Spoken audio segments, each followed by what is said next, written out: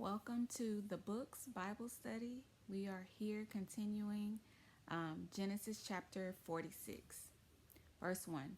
So Israel took his journey with all that he had and came to Beersheba and offered sacrifices to the God of his father Isaac.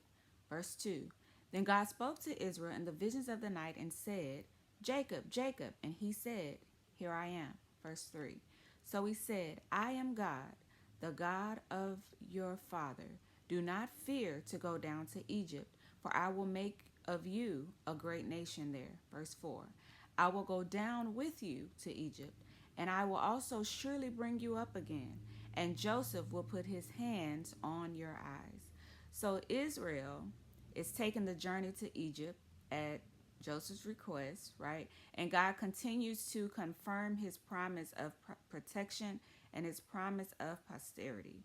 Okay, he's promising him that he will continue to be with him and to not be afraid as he goes to Egypt. Verse 5. Then Jacob switches back to Jacob. This is really bugging me. Okay, I really got to find out why it switches from Jacob to Israel. Anyway, verse 5. Then Jacob arose from Beersheba, and the sons of Israel carried their father Jacob, their little ones, and their wives in the carts which Pharaoh had sent to carry him. Verse 6. So they took their livestock and their goods, which they had acquired in the land of Canaan, and went to Egypt, Jacob and all his descendants with him. Verse 7. His sons and his sons' sons, his daughters and his sons' daughters, and all his descendants he brought with him to Egypt. So everybody went, the entire family. Verse 8. Now these were the names of the children of Israel, Jacob and his sons, who went to Egypt. Reuben was Jacob's firstborn. Verse 9. The sons of Reuben were Hanok. Hanok is the same as Enoch. These are not two different names. It's the same name, but it's passed through different languages. So Hebrew to Greek, right? Enoch is the Greek, Latin, and English version of Hanok. Hanok, okay? Um, Another son of Reuben was Palu. And we will see Palu mentioned in the rebellion against Moses, okay? Another son of Reuben is Hezron. Judah also has a grandson named Hezron. It's two different ones. And also Carmi is the son of Reuben. Judah also has a grandson named Carmi. So you see how the names can kind of go from one generation, one bloodline to the next, okay? Then verse 10, the sons of Simeon were Yemuel, Yamin, Ohad, Yalkin, Zohar, and Shaul, the son of a Canaanite woman. So he's specifying a child outside of their general, they're not marrying from inside of Abraham's lineage, right? Verse 11, the sons of Levi. And remember, the Levites, they worked in the tabernacle, right? They were the priests, the gatekeepers, the singers, etc. So Levi's sons were Gershon. Okay, Gershon is one of Levi's sons. The Gershonites in David's time were the singers, the gatekeepers, and treasurers.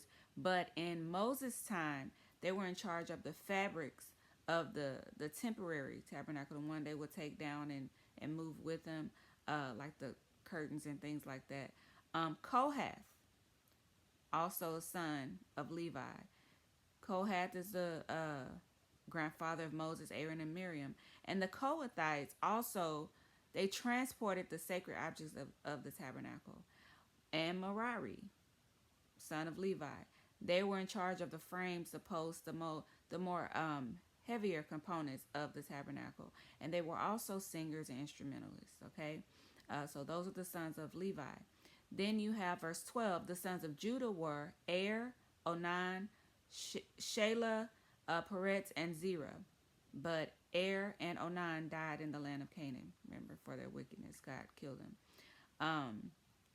And remember, Judah's last two sons, Peretz and Zerah, were by his daughter-in-law, Tamar, who pretended to be a harlot, right? Because after the husband died, after Er died, Onan did not go into her to give his brother heir. And when Shelah was an adult, Judah didn't give it to her, so give him to her to wife. So she decided to play a harlot to get her an heir. Okay. Um, so the sons of Perez were Hezron and Hamul. Hezron, okay, is Boaz, Ruth's second husband, right? Hezron is Boaz's great great grandfather. Okay, so you can see how this line is going. Verse 13. The sons of Issachar were Tola, Puva, Yob, and Shimron. Verse 14. The sons of Zebulun were Sered, Elon, and Yaliel. Verse 15. These were the sons of Leah, whom she bore to Jacob in Padan Aram with his daughter Dinah. All the persons, his sons and his daughters, were 33. So up until this point, Leah's whole generation, sons and daughters are 33 persons. Okay, then it continues, right? Because he had more wives, more sons. Verse 16. The sons of Gad were Ziphion, Hagi, Shuni, Azbon, Ari, Arodi, and Areli. Okay, so these were the sons of Gad. And the Gadites were the fighters of the tribe. They were valiant men of war. Okay, verse 17. The sons of Asher were Yimnah, Yishva, Yishvi, and Beriah, and Sirah, their sister. And the sons of Beriah were Heber and Malchiel. Verse 18. These were the sons of Zilpah, whom Laban gave to Leah his daughter, and these she bore to Jacob, 16 persons. Okay. Then verse 19. The sons of Rachel, Jacob's wife, were Joseph and Benjamin. Right. Verse 20. And to Joseph in the land of Egypt were born Manasseh and Ephraim, whom Asenath, the daughter of Potiphar, priest of On, bore to him. So Ephraim is the forefather of Joshua, who became the leader of the Israelites after Moses. Okay, so you're starting to see, if you know any of the stories of the Bible, this chapter you're starting to see where they come from, out of the tribes of Israel. Okay, verse 21. The sons of Benjamin were Bela, Becher, Ashbel, Gera, Naaman, Ahi, Rosh, Mupim, Hupim, and Ard. Okay, these are the Benjamites. And they were known for their courage and their military skill, and later, because of their wickedness, almost being completely erased from the tribes. And we'll read about that later. And this is also the tribe where they have their first king from, which is Saul, right? Saul, Jonathan, Saul's son, they come from the Benjamites. And also Saul, who is Paul in the New Testament, is a Benjamite as well. Okay. Verse 22. These were the sons of Rachel who were born to Jacob, 14 persons in all. Verse 23. The son of Dan was Hushim. Okay, so even though it only lists one son that came on the way to Egypt, this tribe was also known for its military and ends up becoming one of the largest tribes under Judah. Okay, and Samson, Samson and Delilah. Samson is from Dan's lineage. Samson was a judge that judged Israel for 20 years up until he was tricked by Delilah, right, and captured. So verse 24, the sons of Naphtali were Yaziel, Guni, and Yezer, and Shillam.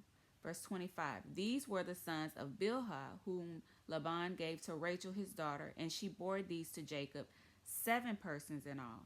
Verse 26, so you kind of see, even though it may have been few in number originally, they grow so large so fast. Okay, and we'll see once we have to start naming all of them. Okay, verse 26. All the persons who went with Jacob to Egypt, who came from his body, besides Jacob's sons' wives, were 66 persons in all. And the sons of Joseph, who were born to him in Egypt, were 2 persons. All the persons of the house of Jacob who went to Egypt were 70. Verse 28. Then he sent Judah before him to Joseph to point out before him the way to Goshen. and they came to the land of Goshen. And so we'll get to know more about Goshen later as the Israelites go through slavery, right? How the plagues that God sent to Egypt did not affect them because they lived outside of the area where God sent the flies and the hail. So Goshen was not suffering from the famine like the land of Canaan, right? And they were separate enough from the Egyptians where they could remain faithful to their identity and faithful to the covenant of God and their culture. Okay, so verse 29. So Joseph made ready his chariot and went up to Goshen to meet his father Israel. And he presented himself to him and fell on his neck and wept on his neck a good while. Verse 30. And Israel said to Joseph, now let me die, since I have seen your face, because you are alive. 31. Then Joseph said to his brothers and to his father's household, I will go up and tell Pharaoh and say to him, my brothers and those of my father's house who are in the land of Canaan have come to me. Verse 32. And the men are shepherds, for their occupation has been to feed livestock, and they have brought their flocks, their herds, and all that they have. Verse 33. So it shall be when Pharaoh calls you and says, what is your occupation? Verse 34, that you shall say, your servant's occupation has been with livestock from our youth even till now, both we and also our fathers, that you may dwell in the land of Goshen, for every shepherd is an abomination to the Egyptians. Okay, so you see where this might be heading, right? And I don't know if you all have read the story of what happens in the middle of this. But we will be catching up in Genesis chapter 47. So I know the names might be a bit much, right? But if you could kind of imagine like how your family structure is, if you think about your siblings and their children and their children's children, if you can kind of think of it like these are your cousins, or these is your aunts, your uncles, your cousins, it might help you get through it. And I try to put little facts so that you can kind of follow the bloodline, right? And hopefully that's helping. If you have any other ways that might help you follow through, even as we go through all the names, because there's a lot more, let me know. So God bless you all, and I will see you all for chapter 47. Don't stop here. I know it was a lot of names. Don't stop here. Come back, and so we can go through chapter 47 in Genesis. We're almost done with Genesis, so hold on to the end. God bless.